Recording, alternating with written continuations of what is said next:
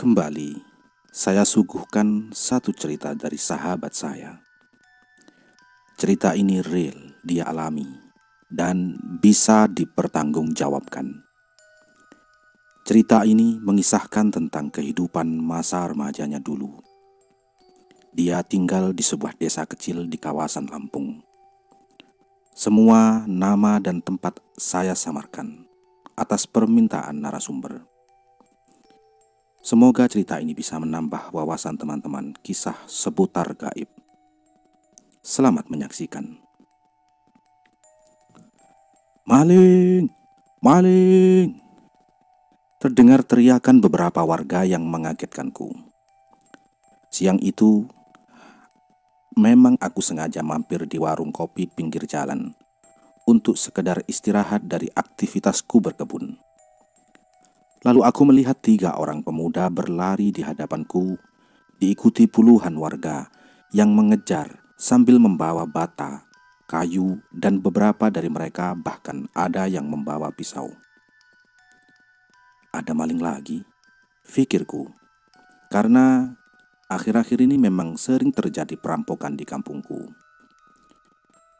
Melihat kejadian itu, aku langsung berlari dan ikut mengejar 3 pemuda tadi.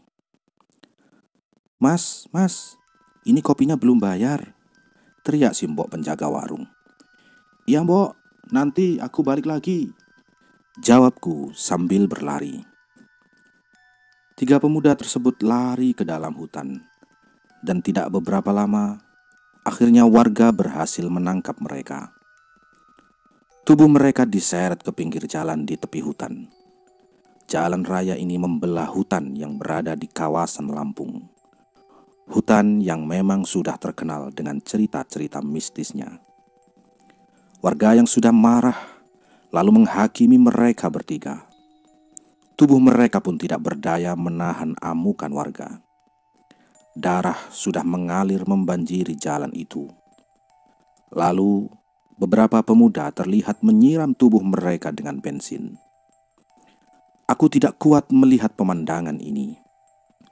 Ingin kuhentikan aksi warga pada saat itu, namun apa yang bisa aku lakukan? Aku hanya seorang remaja biasa yang dilahirkan di tengah-tengah keluarga petani. Beberapa saat kemudian, aroma daging yang hangus terbakar pun tercium di sekitar tempat itu. Aku melihat tubuh mereka meronta-ronta, dan setelah beberapa lama, akhirnya tubuh mereka sudah tidak bergerak lagi. Mereka bertiga mati. Beberapa bulan telah berlalu. Semenjak meninggalnya 3 pemuda tadi, kini jalur perlintasan di jalan yang membelah hutan ini jadi agak sepi jika sudah masuk maghrib. Sebelum adanya kejadian pembakaran itu, jalur ini memang sudah terkenal angker. Banyak warga sering diganggu oleh beberapa penampakan makhluk halus di sana. Namaku Hadi. Kisah ini terjadi antara tahun 1999 sampai 2002. Aku adalah anak dari seorang petani. Keseharianku pada pagi sampai sore hari adalah berkebun, lalu menjual hasil kebunku dan para tetangga lain ke pasar pada malam hari. Karena pasar yang aku tuju beroperasi mulai dari jam 2 dini hari, maka mengingat perjalanan bisa memakan waktu 2 jam dari rumah, aku biasanya berangkat antara jam 11 atau jam 12 malam. Seperti biasa, setelah kulihat waktu sudah menunjukkan pukul 10 malam, aku mulai bersiap membawa beberapa hasil kebunku dan para tetangga. Oh iya, aku tinggal di sebuah desa kecil di daerah Lampung. Warga di desaku hanya sekitar 200 sampai 300 orang saja. Dan desa kami dikelilingi oleh hutan, persawahan, dan perkebunan warga. Dan saat cerita ini terjadi di kampungku, malah belum ada aliran listrik yang masuk. Jadi bisa dibayangkan betapa sepinya desaku saat ini, bahkan sampai sekarang. Setelah selesai mencuci dan mengelap motor Honda Star kesayanganku, aku menaruh keranjang di atas motor. Keranjang ini terbuat dari bekas karung goni yang aku buat sedemikian rupa agar bisa menampung muatan agak banyak. Aku lalu memasukkan beberapa hasil kebun ke dalam keranjang. Ya, sedikit kupaksa. Dan sisanya yang tidak masuk aku taruh di belakang jok, di tengah-tengah antara keranjang yang kanan dan yang kiri. Setelah dirasa cukup banyak, aku lalu mengikat keranjang yang satu dan yang lain dengan tali. Tidak lupa juga beberapa ikat sayur yang di tengah-tengah aku ikat dengan kencang agar tidak terlalu jatuh nanti. Setelah semuanya siap, aku mulai menghidupkan motorku. Untuk menuju pasar, aku harus melewati jalan raya yang membelah hutan angker itu. Belum lagi jalan setapak dari rumahku ke jalan raya, harus melewati pemakaman tua yang berada di ujung jalan. Inilah rutinitasku setiap hari dan tidak ada jalan lain selain jalan ini. Aku mulai melewati jalan setapak ini. Jalan berbatu dan agak becek akibat hujan sore tadi membuat ban motorku sesekali agak selip. Jalan begitu gelap dan aku hanya mengandalkan lampu dari motor tuaku ini. Setibanya di ujung jalan, aku mulai agak merinding. Tidak tahu kenapa malam ini begitu menyeramkan bagiku. Jalan di sekitar pemakaman ini agak menanjak. Aku berusaha memaksa motor tua ini agar mampu untuk melaluinya. Tiba-tiba motorku mendadak mati. Antara kesal dan takut setengah mati, aku berusaha mendorong motorku untuk melewati jalan yang menanjak ini. Karena aku pikir tidak mungkin menyela motor dengan beban berat di jalan yang menanjak. Aku memutuskan mendorong motor ini sampai ke jalan yang agak datar. Tanpa sadar, pandanganku terpaku pada sebuah pohon besar yang berada di tengah pemakaman. Aku melihat seorang wanita berdiri mengenakan gaun warna putih agak kotor dengan rambut terurai. Astagfirullah. Aku panik bukan main dan terus mendorong motorku sekuat tenaga. Entah kenapa, tenagaku seperti berlipat ganda saat itu. Aku terus mendorong motorku tanpa mempedulikan jalan yang agak rusak yang sesekali membuat kakiku tersandung oleh bebatuan. Setibanya di jalan raya, aku lalu menghentikan lariku. Sambil mengatur nafas, aku mencoba menghidupkan lagi sepeda motorku. Alhamdulillah, motorku kini sudah hidup dan siap melanjutkan perjalananku ke pasar. Aku langsung tancap gas dan berharap agar cepat sampai ke tujuan. Setelah beberapa lama, tibalah aku di jalan yang membelah hutan angker ini. Jalan di mana pernah terjadi pembakaran 3 pemuda yang dicurigai sebagai maling oleh warga pada waktu itu. Numpang, anak Bagong mau lewat. Entah apa maksud dari ucapan itu. Namun, itulah kepercayaan yang aku dapat dari beberapa sumber yang tidak tahu benar atau tidaknya. Sedikit aneh, namun apapun akan kulakukan agar tidak bertemu lagi dengan makhluk-makhluk gaib di sini. Yang penting aku sudah berusaha. Mudah-mudahan makhluk di sini mau mengerti tentang kegelisahanku. Namun, kenyataan tidak seindah ekspektasiku. Lagi-lagi motorku mendadak mati di tengah-tengah jalur perlintasan ini. Di tengah kegelapan hutan ini, motorku tiba-tiba mati. Bisa kalian bayangkan bagaimana rasanya saat itu? Ya Allah, mimpi apa aku semalam? Aku lalu berusaha menyela motorku dan berusaha sekuat tenaga agar motor tua ini hidup kembali. Butir-butir keringat yang sebesar biji jagung jatuh dari keningku. Puluhan kali selang motor ini aku injak, namun belum berhasil membuatnya hidup. Motor sialan. Sudah dilap bersih-bersih, tak tahu terima kasih kau. Aku terus menggerutu dalam hati. Lalu tiba-tiba aku mencium aroma daging yang hangus terbakar dan dari belakang pundakku ditepuk oleh seseorang. Saat aku menoleh ke belakang, betapa terkejutnya aku. aku melihat sosok yang wajahnya sudah tidak berwujud lagi.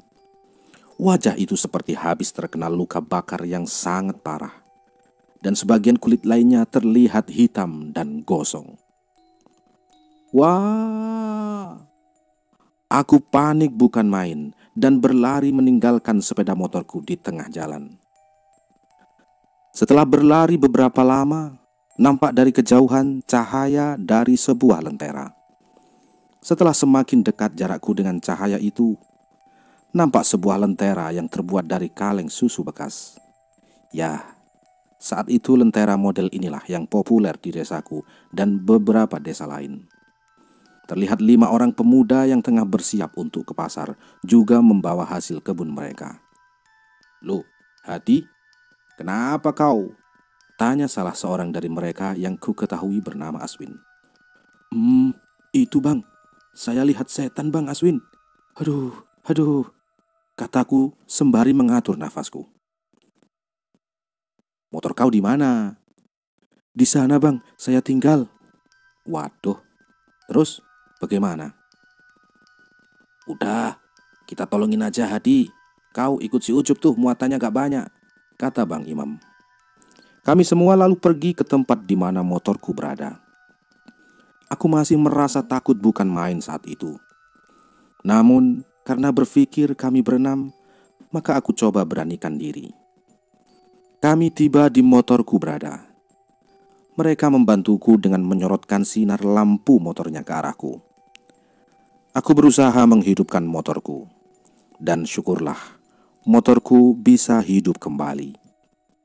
Aku lalu melanjutkan perjalananku ke pasar bersama 5 orang tadi. Alhamdulillah, setelah kejadian itu, aku tidak pernah menemukan hal-hal aneh lagi sampai aku pulang ke rumah pada pagi harinya.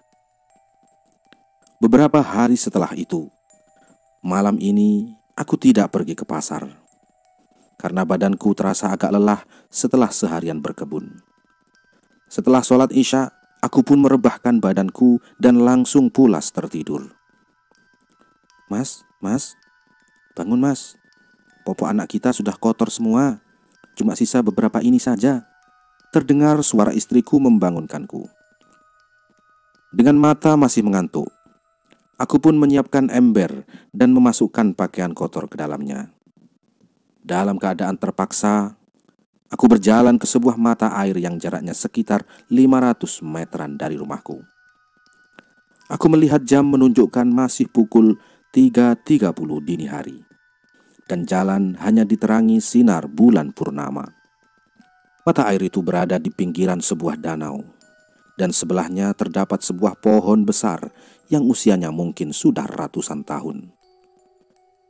"Demi kau dan si buah hati, terpaksa aku harus begini," ucapku dalam hati.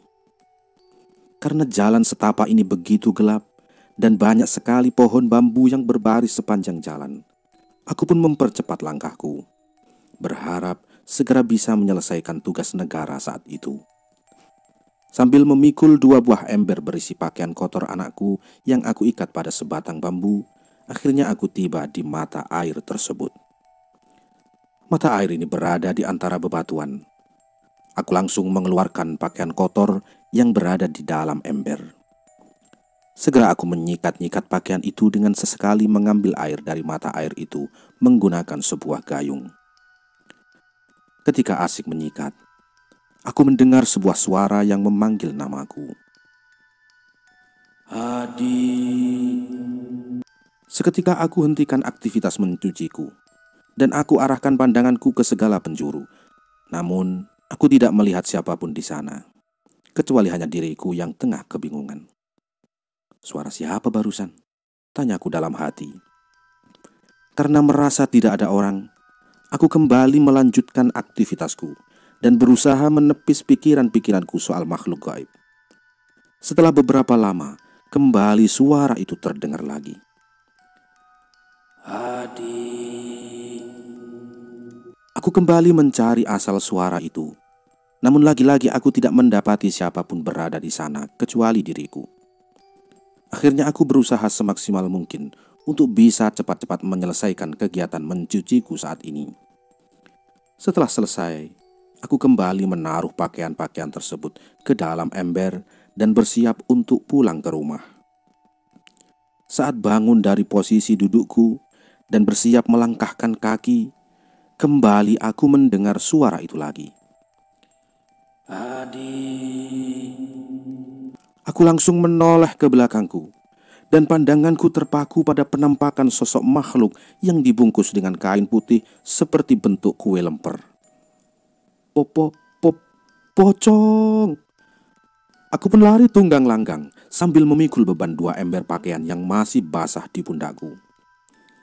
Setibanya di rumah, aku langsung menutup pintu rapat-rapat. Istriku terlihat kebingungan dengan tingkahku.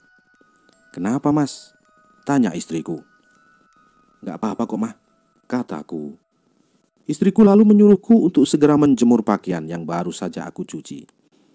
Karena takut membuat istriku panik, aku pun merahasiakan pertemuanku dengan pocong itu dan menuruti kata-katanya dengan rasa takut yang masih menyelimutiku.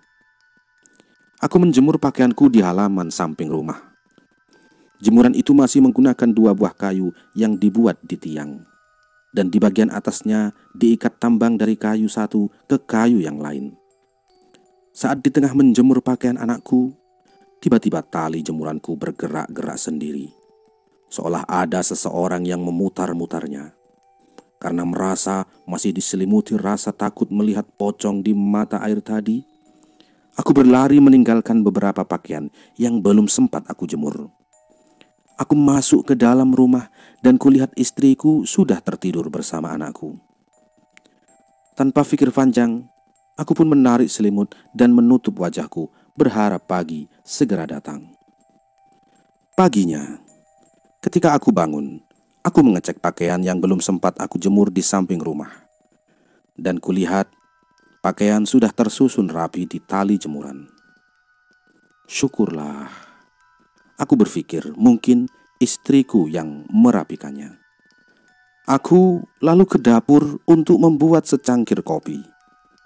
Setelah siap, aku membawa secangkir kopi tadi ke teras rumah untuk bersantai sejenak sebelum pergi berkebun. Dari jauh, aku melihat istriku berjalan ke arah rumah sambil menggendong anakku. "Dari mana, Mah?" tanyaku. "Dari rumah Mas Dimas," kata istriku. "Dimas adalah sepupuku. Rumahnya kurang lebih 50 meteran dari rumahku." "Jemuran di samping kamu yang rapihin ya?" kataku sambil menghidupkan sebatang rokok. "Enggak, Mas. Tadi anakmu ini panas. Lalu aku cepat-cepat ke rumah Dimas. Karena aku pikir anaknya kan habis sakit panas juga kemarin. Jadi mungkin obat panasnya masih ada. Ini alhamdulillah sudah adem," kata istriku sambil berjalan ke dalam rumah. Lalu, siapa yang membereskan jemuranku tadi malam? Paling bapak atau ibu, pikirku dalam hati. Setelah kopi di cangkir sudah habis, aku lalu mandi dan bersiap ke kebun. Tak lupa aku pastikan kondisi anakku yang tadi pagi sempat panas. Dan setelah dirasa sudah agak mendingan, aku pun pamit kepada istriku. Peralatan tempurku dan bekal makan pun tak lupa aku bawa. Hari ini cuaca sangat cerah. Melihat hasil kebunku tumbuh dengan subur membuat aku sangat bersemangat pagi ini. Malam ini pasti laku banyak nih. Hari sudah menjelang sore. Setelah kurapihkan peralatan tempurku, aku pun pergi menuju rumah. Hasil kebunku pun telah kusiapkan agar bisa kubawa ke pasar nanti malam. Sesampainya di rumah, terlihat beberapa tetangga yang menitipkan hasil kebun mereka juga untuk aku bantu jual di pasar nanti. "Mah, aku mau ambil air dulu ya untuk mandi," kataku kepada istriku. "Iya, Mas, sekalian seember lagi ya untuk aku," kata istriku. Aku lalu mengambil 2 buah ember agak besar dari kamar mandi dan bergegas pergi ke mata air untuk mengambil air dari sana. Mumpung hari belum gelap juga, pikirku. Mengingat kejadian tadi malam masih membuatku agak sedikit takut jika malam-malam harus ke sana lagi. Di tengah perjalanan, aku melihat seorang pria berjalan di depanku. Dan setelah kuperhatikan, dia adalah Miswan, sahabatku. Terlihat dia juga membawa 2 buah ember yang dia pikul menggunakan potongan bambu. Syukurlah ada barengan, kataku. Aku pun mempercepat langkahku. Woi, Wan, kataku yang masih berada di belakangnya. Namun dia tidak menjawab dan terus melangkahkan kakinya. Ngambil air juga ya? Kita bareng ya, Wan. Soalnya kalau sendiri aku masih takut, kataku yang kini telah berada di sampingnya. Semalam aku melihat pocong, Wan, di sana. Amit-amit deh, kataku. Aku terus mengajak bicara Miswan. Namun Miswan masih saja diam dan terus melangkahkan kakinya. Saat itu, aku hanya berpikir mungkin dia sakit atau bagaimana. Lagi pula tidak ada yang penting dari setiap ucapanku ke dia. Sesampainya di mata air itu, aku mempersilahkan Miswan terlebih dahulu untuk mengambil air. Sementara itu aku hanya duduk di samping mata air itu sambil memandangi jalur yang tadi kami lewati. Deretan pohon bambu itu membuatku merinding. Memang banyak sekali cerita dari warga yang menemui sosok makhluk halus di sana. Tiba-tiba, dari jauh, aku melihat 2 orang pemuda yang berjalan ke arahku sambil memikul ember di pundaknya. 2 orang itu tengah asyik berbincang-bincang. Ketika sudah berjarak sekitar beberapa meter dari tempatku, betapa terkejutnya aku. 2 orang tadi adalah Miswan dan Budi, 2 orang sahabatku. Lalu, siapa yang sedari tadi bersamaku? Aku lalu celingak-celinguk mencari Miswan yang dari tadi bersamaku. Namun tidak ada siapa-siapa di sini. Aku melihat kembali, menoleh kedua orang tadi yang jaraknya sudah dekat denganku. Hati, kenapa lu kayak orang bingung gitu? Tanya Miswan. Wan, tadi lu di sini kan sama saya? Tanyaku. Apaan sih? Orang saya baru sampai ini. Jangan ngomong sembarangan ah. Wah, mau nakut-nakuti kamu ya, Di? Kata Budi. Sudahlah. Aku duluan ya ambil airnya. Aku benar-benar masih bingung saat itu.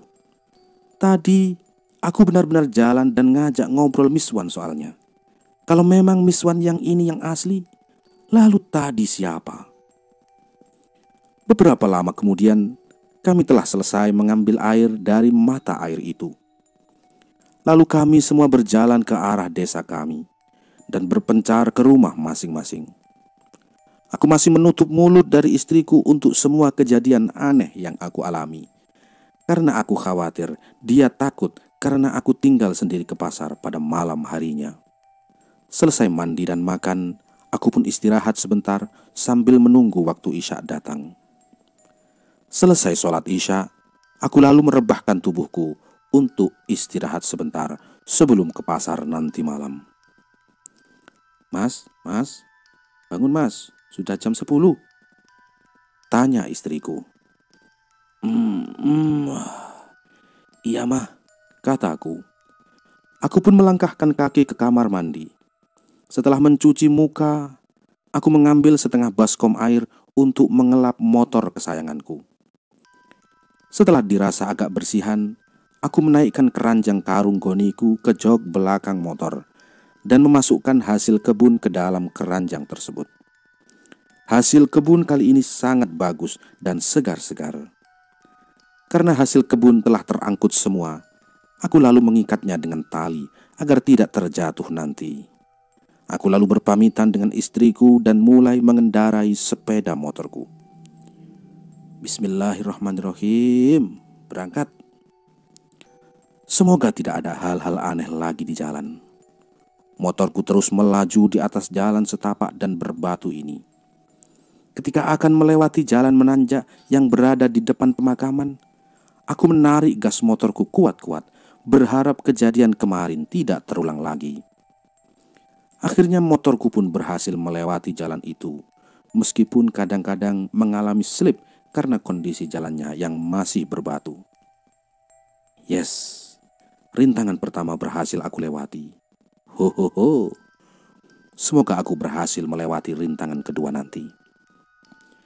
Jalur yang kutempuh memang seperti sebuah tantangan sendiri untukku. Karena bisa kalian bayangkan, di jalur gelap yang rusak, kalian hanya memanfaatkan penerangan dari lampu sepeda motor tua. Belum lagi jalur di depan pemakaman itu agak menanjak, seolah dibuat sengaja menakutiku yang memang sedikit pengecut.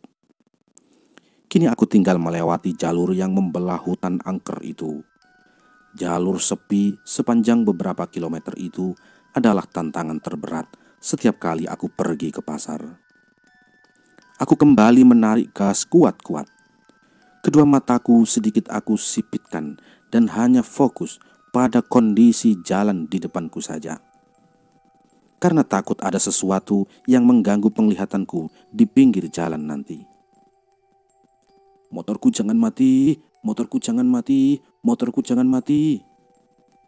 Benar saja, aku seperti melihat seorang pria berdiri di pinggir jalan, namun tanpa kepala. Bodohnya aku, mata yang sudah fokus menatap ke arah depan, kenapa aku melirik ke samping dan memperhatikan terus sosok itu? Ah, sialan. Gua sudah sipit-sipitin nih mata. Aku terus menancap gas, tidak peduli dengan apa yang aku lihat barusan. Sampai aku bertemu dengan sebuah desa kecil tempat aku bertemu dengan 5 orang yang membantuku kemarin. Sesampainya di desa kecil itu, aku tidak melihat siapapun di sana. Suasana sangat sepi sekali malam itu. Hanya ada lentera-lentera yang tergantung di setiap dinding rumah. Desa kecil ini berada di pinggir jalan utama. Hanya ada sekitar 40 sampai 50 rumah saja di sana. Biasanya di jam-jam segini selalu ada 1 atau 2 orang yang juga hendak ke pasar. Mungkin sudah pada jalan kali, pikirku. Aku kembali menarik gas motorku kuat-kuat dan berharap bisa cepat sampai ke pasar. Pada saat berada di sebuah tikungan, aku melihat kembali ada seseorang yang duduk di atas dahan sebuah pohon yang sedikit menjuntai ke arah jalan. Astagfirullah. Aku kaget bukan main. Sosok itu seperti hendak menjatuhkan badannya ke arahku. Aku lantas membelokkan setang motorku ke arah kanan jalan dan hampir-hampir membuatku terjatuh. Aku berusaha menyeimbangkan laju motorku dan berhasil menjauhi pohon itu beserta makhluk yang berada di sana. Setelah melalui perjalanan yang begitu mendebarkan, akhirnya tibalah aku di pasar. Rasa takut perlahan mulai hilang. Aku berusaha menyapa setiap orang yang kujumpai. Ya, pasar ini memang sudah seperti rumah kedua untukku. Sudah banyak para pedagang di sini yang kenal denganku. Aku mulai menggelar sebuah terpal dan menjajakan hasil kebunku di sana. Di sebelahku ada seorang bapak-bapak berusia sekitar 50 sampai 60 tahunan. Dia adalah Pak Regar. Pria asli Batak ini menjual ayam potong. Walaupun wajahnya terlihat sangar, namun siapa sangka pria ini adalah seorang yang baik. Dia meminjamkan uang kepada para pedagang di sana yang sedang membutuhkan modal. Dan para peminjam tidak ditargetkan bunga pinjaman darinya. Ya, bisa dibilang jika mau kasih lebih dari pokok uang yang dipinjam, silakan saja. Namun jika tidak ada, juga tidak masalah. Baru datang kau di, kata dia. Iya pak, tadi sempat diganggu makhluk halus waktu lewat di hutan di dekat rumah saya, kataku sambil terus menyusun daganganku. Bah, makhluk apa yang berani ganggu kau? Ya setan di sana pak. Ya, jangan takut kau di. Makhluk begitu, jika kita takut, dia malah makin berani. Ya, bagaimana tidak takut pak? Orang saya juga pengecut. Ah, ini kau kuberi sesuatu. Aku dapat ini bukan dari orang sembarangan. Jika kau nampak makhluk itu lagi, kau lempar saja pakai ini, kata Pak Regar sambil memberikanku satu kantong plastik kecil berisi garam kasar. Apa ini, Pak? Kataku sambil melihat-lihat lebih jelas lagi. Ah, hanya garam biasa, pikirku dalam hati. Itu ular kobra, Di. Hahaha. Ya garam lah. Tapi itu bukan garam biasa. Nanti bagi dua denganku ya. Kau bisa tambah dengan garam kasar di rumahmu jika itu mau habis, kata dia. Hahaha. Pak Regar bisa saja. Oke, Pak. Terima kasih banyak ya, Pak. Ah, sama-sama lah. Matahari mulai menampakkan sinarnya. Pertanda sudah waktunya beres-beres. Setelah semua perlengkapanku sudah siap semua di atas motor, aku pun pamitan kepada Pak Regar. Saat hendak menghidupkan motorku dan beranjak pulang, aku melihat rombongan Bang Aswin, Bang Imam, dan beberapa pemuda dari kampung tetangga. Kami pun berjalan beriringan sampai ke tujuan masing-masing. Sesampainya di rumah, aku melihat jam sudah menunjukkan pukul 9 lewat. Aku langsung ke kamar mandi dan mengganti pakaian. Istriku telah menyiapkan sarapan untukku yang sudah tersusun rapi di atas meja. Setelah agak segar, aku langsung menyantap makanan itu. Nanti habis makan mau ngopi dulu atau langsung tidur, Mas? Tanya istriku. Aku langsung tidur kali, Mah. Capek banget, kataku sambil terus menyantap hidangan terlezat dari istriku. Ya sudah, aku mau ke rumah Pak Rahman dulu ya. Mau bantu-bantu di sana, kata istriku. Bantu-bantu apa, Mah? Memang ada acara apa? Loh, Mas tidak tahu ya? Si Miss Wan meninggal kan, Mas? Kata istriku. Oh, oh, oh, oh, oh, oh. Nasi yang sedang kukunyah seakan keluar lagi mendengar berita yang begitu mengejutkan dari istriku. Bagaimana tidak? Kemarin sore, Miss Wan dan aku baru saja ngobrol di mata air itu. Walaupun awalnya ada Miss Wan palsu yang menemaniku di sana. Serius kamu, Mah? Tanyaku. Iya, Mas. Tadi pagi, dia dan Budi mau menyeberang ke desa sebelah. Namun mereka tidak naik motor. Mereka lewat kali yang di bawah itu loh, Mas. Lalu sampai di tengah-tengah perahu mereka kebalik dan Miss Wan mati tenggelam, kata istriku. Bagaimana bisa Miss Wan yang jago berenang bisa mati tenggelam, sedangkan Budi yang tidak bisa berenang malah selamat? Sewaktu kecil kami sering bermain-main di kali itu. Kali itu memang sangat lebar. Di tepi kali itu terdapat 2 buah perahu yang disediakan di sana untuk kepentingan warga yang hendak menyeberang ke desa sebelah. Begitupun sebaliknya. Aku masih tidak habis pikir dengan peristiwa ini. Jangan-jangan yang kemarin aku lihat di mata air itu adalah pertanda akan kehilangan seorang sahabat kecilku, yaitu Miss Wan. Ya sudah ya, Mas, aku jalan dulu, kata istriku sambil menggendong anakku. Iya, Mah, hati-hati. Nanti aku nyusul deh, kataku. Apa yang terjadi sebenarnya? Aku terus memikirkan peristiwa ini. Kematian Miss Wan benar-benar di luar akal sehatku. Aku harus menemui Budi untuk mengetahui peristiwa yang sebenarnya. Aku segera menghabiskan sarapanku dan bergegas ke rumah Miss Wan, karena aku pikir Budi juga pasti ada di sana. Sesampainya di rumah Miss Wan, rumah itu sudah didatangi banyak orang. Aku lalu masuk ke dalam rumah Miss Wan dan kulihat jenazah Miss Wan sudah dikafani dan siap untuk dikuburkan.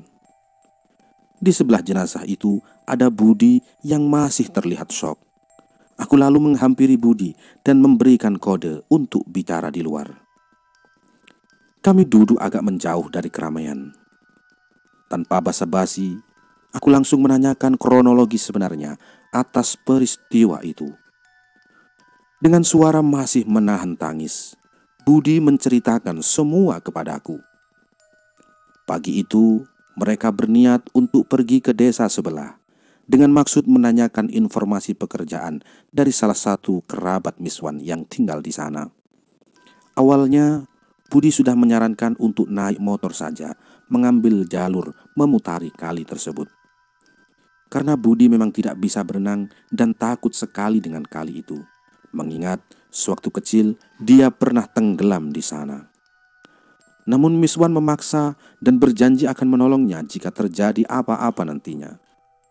Dengan terpaksa Budi pun menurut, dan akhirnya mereka sepakat untuk melewati kali besar tersebut. Mereka menggunakan satu buah perahu kecil di sana. Arus pun terlihat sangat tenang saat itu. Namun entah kenapa saat tiba di tengah kali, perahu mereka seperti ada yang mendorong dari samping dan membalikkan mereka berdua.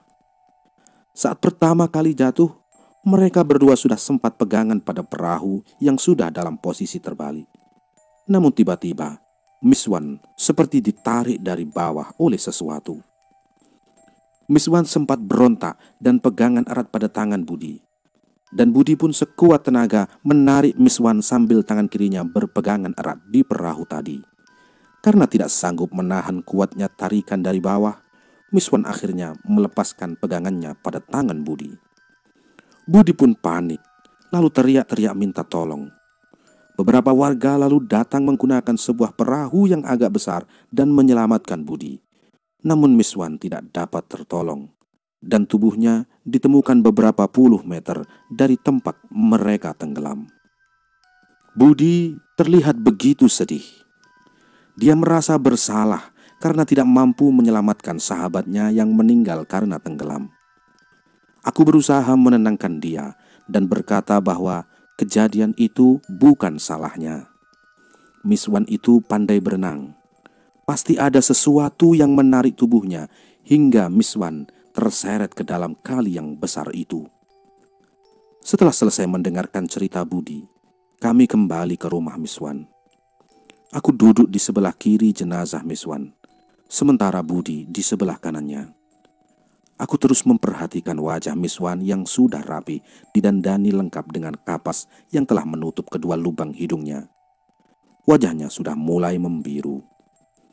Benar-benar di luar akal sehatku. Apa sebenarnya yang terjadi? Dan mengapa ada Miswan palsu yang kutemui sebelum Miswan meninggal? Sebuah isyaratkah itu? Sesekali aku melihat ke arah Budi. Air matanya seakan telah habis untuk menangisi sosok sahabatnya yang kini telah terbujur kaku. Waktu telah menunjukkan pukul 11 siang, dan tibalah waktu untuk memakamkan jasad Miswan. Sebuah keranda yang berada di surau diambil oleh beberapa warga, dan kini telah siap menunggu di halaman rumah Miswan. Kami mengangkat tubuh Miswan dan merebahkannya di atas keranda. Setelah keranda yang terbuat dari besi itu tertutup, aku lalu menutupinya dengan kain hijau berlafaz La ilaha illallah. Kemudian keranda itu diangkat oleh beberapa warga. Lalu kami jalan beriringan menuju pemakaman di ujung jalan setapak yang sering aku lalui ketika hendak ke pasar. Sesampainya di pemakaman, tubuh Miswan lalu dimasukkan ke liang lahat. Sebuah peristirahatan terakhir yang pastinya akan kita alami juga nantinya. Setelah tali pengikat pada kain kafan dibuka, perlahan-lahan tanah mulai dimasukkan ke dalam lubang kubur.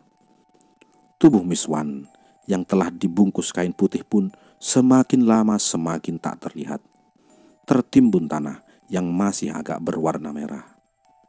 Isak tangis pun terdengar dari sanak keluarga Miswan. Setelah kematian Miswan, aku jadi agak takut bila keluar malam-malam melewati pemakaman itu. Terlebih ada rumor yang berkembang di masyarakat kalau ada beberapa petugas ronda yang melihat sosok Miswan. Ada yang melihat sosok itu berdiri di pinggir makam dan terus mengeluarkan kata-kata minta tolong kepada warga yang lewat. Ada juga beberapa ibu-ibu yang sedang mencuci baju pada sore hari di pinggiran kali, melihat sebuah tangan dari dalam air yang seakan minta tolong untuk ditarik ke atas. Ah, cerita-cerita itu membuat aku semakin takut saja. Dan sialnya lagi, malam ini aku harus kembali ke pasar, dan tentu saja aku melewati jalur di pemakaman itu. Setelah semua hasil kebun sudah terikat kencang di atas jok motor belakang, aku pun meninggalkan rumah untuk pergi ke pasar. Dan seperti biasa, sebelum memasuki area pemakaman, aku mengucapkan doa-doa berharap mata ini tidak melihat sosok gaib di sana. Numpang, numpang, anak Bagong mau lewat. Ketika sepeda motorku sudah hampir melewati area itu, aku melihat ada sebuah aliran air di pinggir jalan. Aku terus memperhatikan, dari mana aliran air ini datang? Pikirku sambil terus mengendarai sepeda motorku. Soalnya hari ini tidak ada hujan yang turun dan jalan sangat kering sekali. Ketika beberapa lama, aku melihat sesosok tubuh yang berdiri diam di pinggir jalan.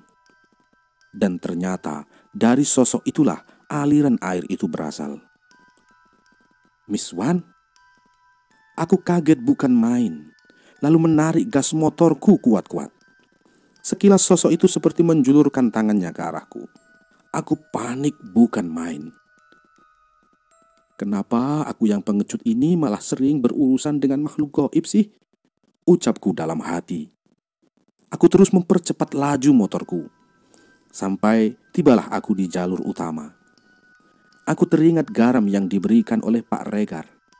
Aku memberhentikan laju motorku sebentar, lalu mengeluarkan garam itu dari bungkusan plastik kresek yang kutaruh di kantong jaketku. Ku genggam garam itu di sebelah tangan kiri dan melanjutkan laju motorku. Mampus loh, nongol ke saya, siram garam tar. Asin-asin dah kamu. Kini laju motorku agak kupelankan. Dan kali ini aku si pengecut malah berharap ada sosok yang muncul di jalur yang membelah hutan ini. Namun anehnya, sampai pasar aku tidak mengalami kejadian-kejadian aneh lagi. Benar-benar mujarab garam ini.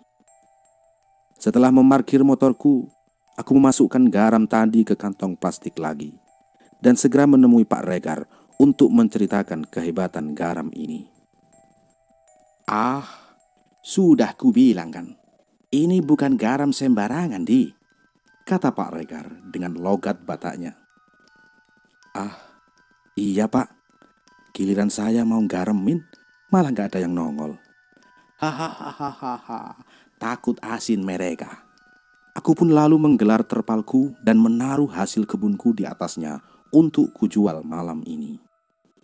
Waktu berjalan begitu cepat. Tak terasa hari sudah pagi dan sudah saatnya aku untuk pulang. Pak Regar pun kulihat sedang sibuk beres-beres. Ah, sudah mau pulang juga kau rupanya, kata Pak Regar. Iya Pak, kataku. Setelah selesai merapihkan semua sisa daganganku, aku pun mulai mengendarai sepeda motorku. Suasana langit pagi ini kurang begitu bersahabat. Awan hitam sudah terlihat di beberapa titik. Angin dingin pun merasuk hingga menembus jaketku yang memang sudah agak lusuh. Mau hujan deras nih, pikirku di dalam hati. Aku pun menambah kecepatan motorku, berharap bisa mendahului hujan. Namun, ketika sampai di pertengahan jalan, hujan pun turun deras sekali. Jarak pandang pun berkurang, karena kupikir jika dipaksakan akan berbahaya. Aku pun mencari tempat untuk berteduh. Aku melihat sebuah gubuk kecil di pinggir jalan, seperti warung berukuran 2x3 meter. Dan ada juga seseorang di sana yang sedang berteduh. Tanpa pikir panjang, aku pun berhenti untuk menunggu hujan reda. Di depan gubuk ini, aku lihat ada sebuah sepeda ontel yang pasrah diguyur hujan. Mungkin punya si bapak kali ini. Aku terus memandangi jalan yang diguyur hutan di depanku. Jalan yang membelah hutan itu kini telah basah dan membuat genangan air di beberapa tempat. Aku lalu sadar akan bapak di sebelahku yang juga sedang berteduh dan berniat untuk menyapanya. Sekedar mengobrol dan menghilangkan rasa jenuh saat itu. Namun, ketika aku menoleh ke arahnya, tiba-tiba dia tidak ada. Karena penasaran, aku pun melihat ke samping gubuk, barangkali dia sedang buang air kecil atau apa. Namun aku tidak melihat siapa-siapa. Dan kembali bulu kuduk ini berdiri. Aku langsung mengeluarkan garam pemberian Pak Regar dan bersiap dengan semua kemungkinan yang ada. Gua garam ini makhluk, nongol lo sekalian. Gobrak! Tiba-tiba motorku terjatuh. Aku lalu bergegas ke tempat di mana motorku diparkir. Tidak ada sesuatu yang membuat motorku terjatuh. Ulah siapa ini? Ketika aku hendak mengangkat motorku ke posisi semula, garam yang aku taruh di kantong jaketku terjatuh. Dan karena tadi tidak sempat kuikat lagi, akhirnya garam tadi tumpah dan terbawa aliran air hujan. Ah, sial! Setelah posisi motor telah kembali ke semula, aku pun berusaha mengambil sisa-sisa garam yang masih kubawa. Dan pada saat itulah aku mendengar suara orang tertawa. Suara itu terdengar agak berat dan sedikit serak.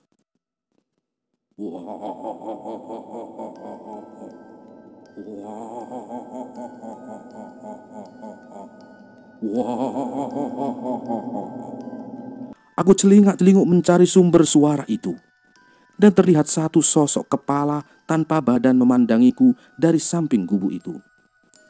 Walaupun rasa takut saat itu sangat menggangguku, aku berusaha menepisnya.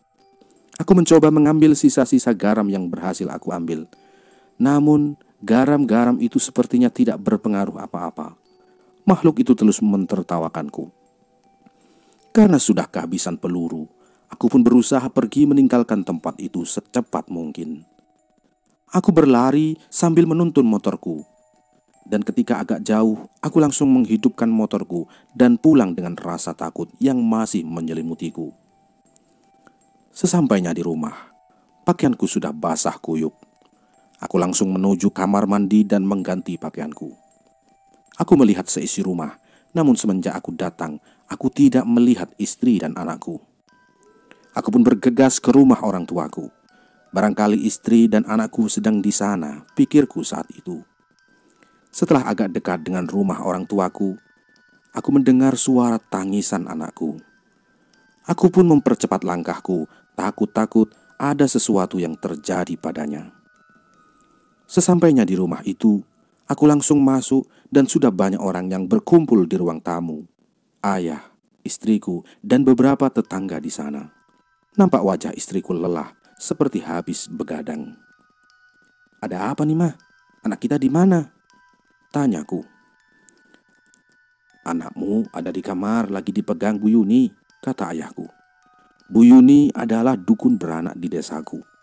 Dan kadang-kadang dipanggil untuk menyembuhkan anak kecil yang sakit karena ketempelan. "Anak kita nangis terus dari kamu jalan, Mas. Aku pun belum tidur sampai sekarang. Karena bingung, aku bawa anak kita ke sini. Lalu ayah memanggil Bu Yuni," kata istriku. Aku lalu mengecek keadaan anakku yang berada di kamar orang tuaku. Di sana aku melihat anakku sedang dipangku oleh Bu Yuni.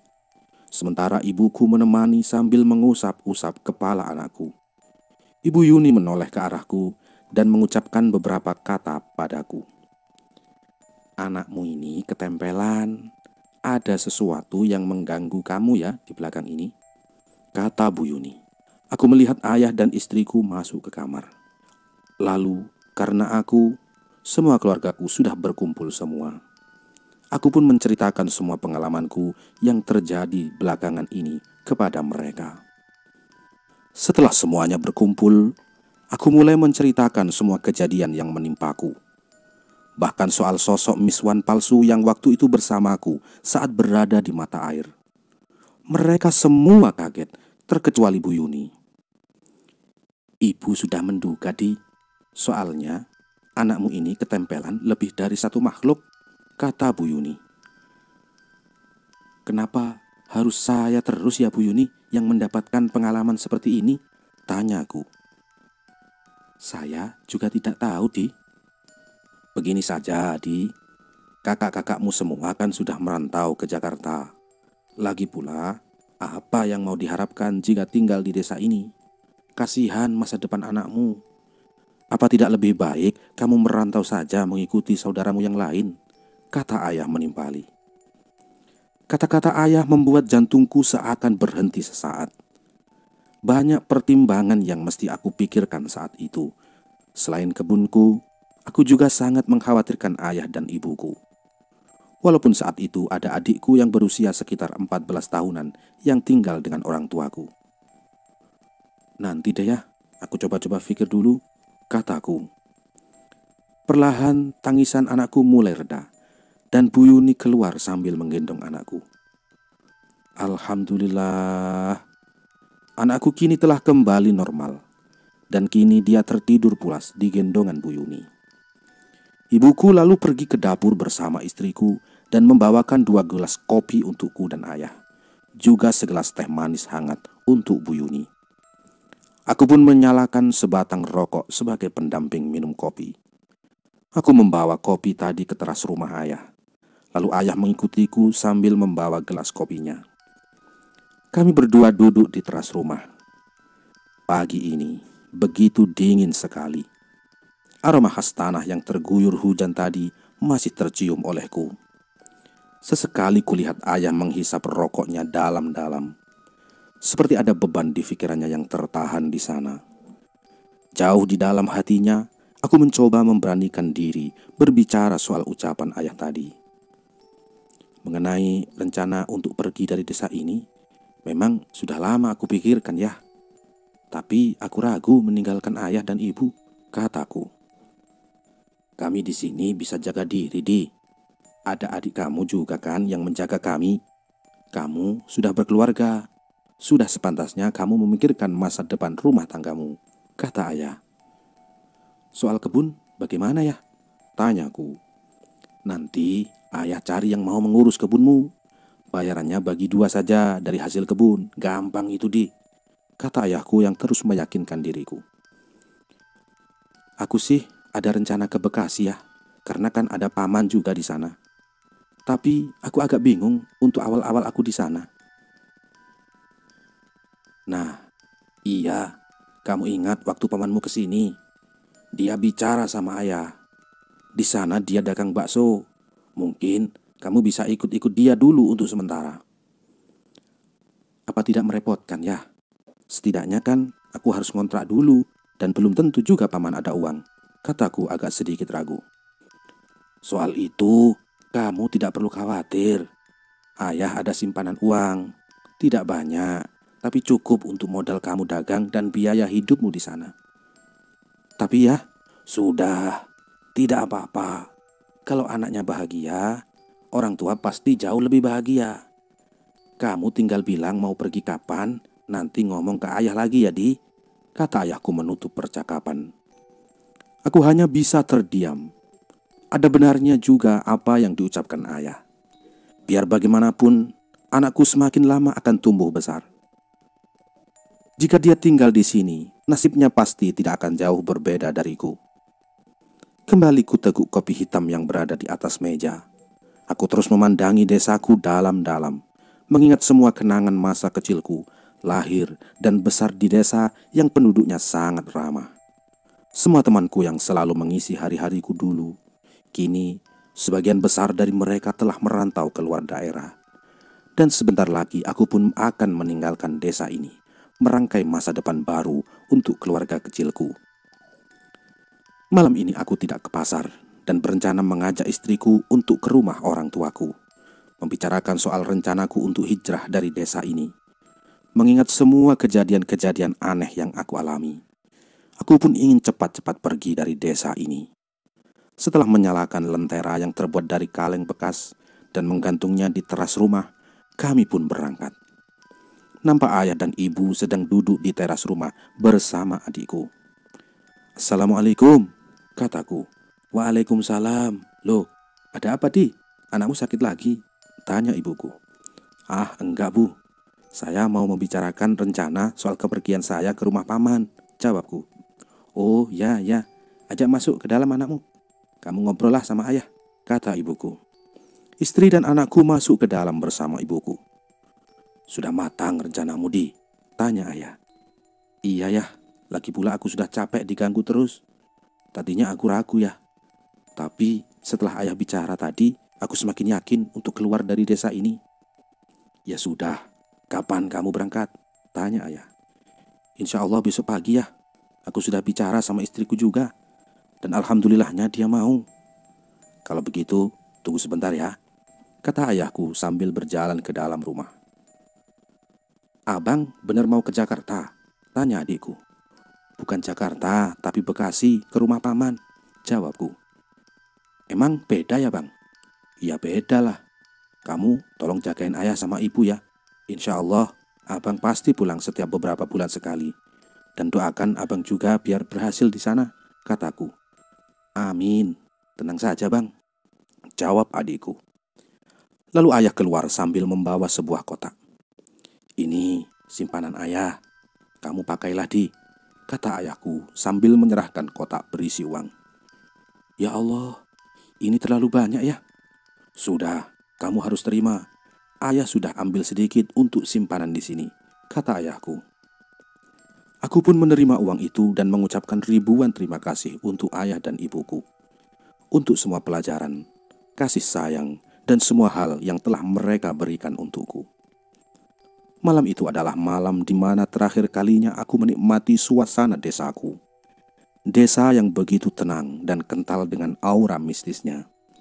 Kini aku telah bekerja di salah satu jasa keuangan setelah jatuh bangun di Bekasi.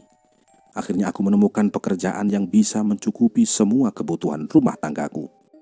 Terima kasih kepada para teman-teman semua.